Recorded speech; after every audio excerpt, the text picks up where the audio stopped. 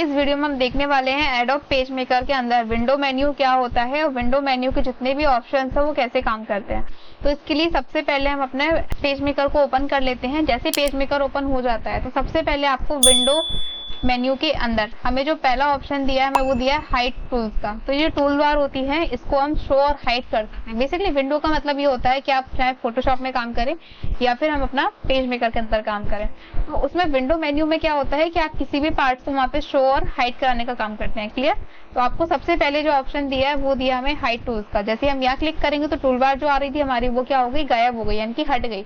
तो उसको हम हटा सकते हैं। देन अगर आपको उसको वापस लेके आना है तो हम कहाँ जाएंगे, विंडो के अंदर यहाँ क्लिक करेंगे हम शो टूल्स पे। जैसे हम इधर क्लिक कर देते हैं तो ये टूल्स बार जो होती है हमारी वो वापस आ जाती है। जस्ट इसके बाद जो हमें ऑप्शन दिया है वो हमें दिया है यहाँ पे हाइड कंट्रोल पैलेट का ऑप्शन दिया हुआ है। हाइड कंट्रोल पैलेट में क्या होता है हमारा यहाँ पे, जैसे आपको ये दिख रहा होगा नीचे आपको ये टेक्स्ट दिख रहा है। जैसे आप यहाँ कुछ भी लिखते हैं तो जब आप लिखने बैठते हैं तो लिखते वक्त क्या होता है, इसका टेक्स्ट का टाइप हम यहाँ से इंक्रीज कर सकते हैं। जैसे हमने 36 किया तो ये कुछ इस टाइप से आ गया। देन अगर हम इसको हमें बोल्ड करना है, कुछ स्टाइल वगैरह देनी है, सारा हम यहाँ से इस कंट्रोल पैलेट से इसको मेंटेन करते हैं। क्लियर? तो अगर ये पैलेट हमें हाइड कराना है तब हम कहाँ जाएंगे, विंडो पे जाते हैं और यहाँ पे हाइड कंट्रोल पैलेट पे हम क्लिक कर देंगे तो ये पैलेट जो था वो हाइड हो जाता है। देन अगर हम वापस लेके आना है तो वहाँ पे दोबारा क्लिक करेंगे, शो पे हमने क्लिक किया तो ये वापस आ गया। जस्ट इसी के बाद ये जो हमने टेक्स्ट लिखा है अगर इसे हमें यहाँ पे कलर देना है तो कलर करने के लिए हम क्या करते हैं, यहाँ पे कलर पे क्लिक करते हैं, टेक्स्ट पे क्लिक करने के बाद। क्लियर? और उसी कलर का हमारा टेक्स्ट हो जाता है। इतना ही हम करते हैं तो ये कलर बॉक्स क्या होता है, कभी कभी हाइड हो जाता है, मतलब हट जाता है। तो इसको हमें वापस लेके आना है तो उस कंडीशन में भी हम क्या करते हैं, विंडो पे जाएंगे और यहाँ में दिया हुआ है शो कलर का ऑप्शन। जैसे हम शो कलर पे क्लिक करते हैं तो शो कलर हमारे पास यहाँ पे कुछ इस टाइप से प्रेजेंट हो जाएगा। जस्ट इसके बाद आपको जो अगला ऑप्शन दिया है विंडो के अंदर शो स्टाइल का ऑप्शन दिया हुआ है।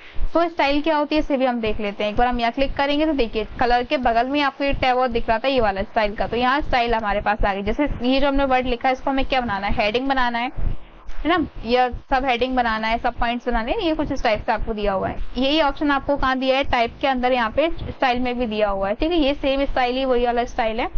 तो इस पैनल को हम यहाँ पे दिखा भी सकते हैं और हाइड भी करा सकते हैं।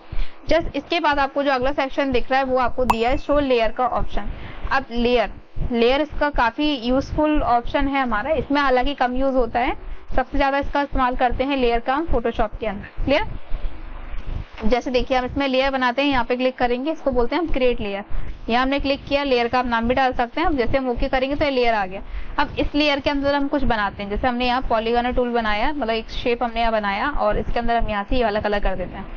ठीक है, ये कलर हमने कर दिया। देन अगेन हम एक और लेयर बनाते हैं, ओके किया हमने और इसके अंदर हम कुछ और टूल बना लेते हैं, जैसे सर्कल बना लिया हमने ये वाला।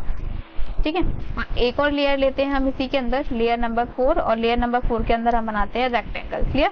रेक्टेंगल बनाया और इसको भी हम कोई कलर दे देते हैं, ब्लू कलर दे दिया हमने इसे। तो हमने लिखा और लिखने के बाद इसका साइज हम यहाँ से इंक्रीज कर देते हैं 30। देन इसका हम कलर भी चेंज कर देते हैं।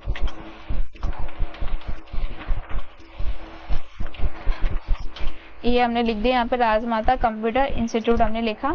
अब ये जो टेक्स्ट आ गया इसको हम बोल्ड कर देते हैं यहाँ से कंट्रोल पैलेट से, ये आ गया। अब देखिए यहाँ पे, अब जैसे मुझे केवल यहाँ पे ये नाम लिखा हुआ चाहिए और बाकी के टेक्स्ट सेक्शन हमें हटाने है, तो हम क्या करेंगे, यहाँ पे आई जो बना है ना यहाँ क्लिक कर देंगे एक बार। देखिए तो ये क्या हो गया, सारे हाइड हो गए। अब हमें केवल नीचे वाला टेक्स्ट दिखाना है तो उस पर हम क्लिक कर देंगे, ये आगे नीचे वाला टेक्स्ट। क्लियर?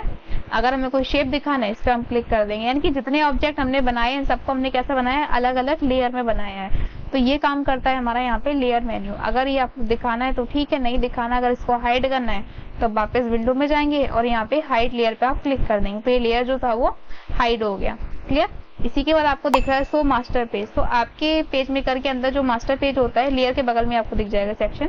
तो मास्टर पेज जो होता है उसके वाले डॉक्यूमेंट पे आपको लाके छोड़ देगा, मतलब उस वाले मोड पे आपको लाके छोड़ देगा। देन इसी के बाद आपको अगला जो दिया है वो दिया है शो हाइपरलिंक का ऑप्शन दिया हुआ है। ठीक है, तो शो हाइपरलिंक का भी आप यूज कर सकते हैं, इसका यूज हालांकि बहुत कम किया जाता है।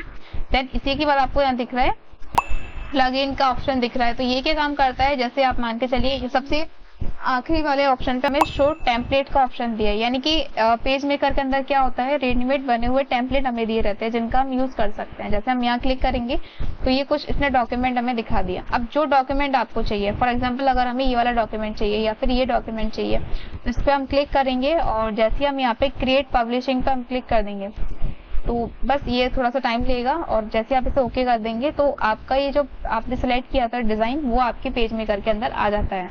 तो इस तरीके से हम इसका यूज कर सकते हैं।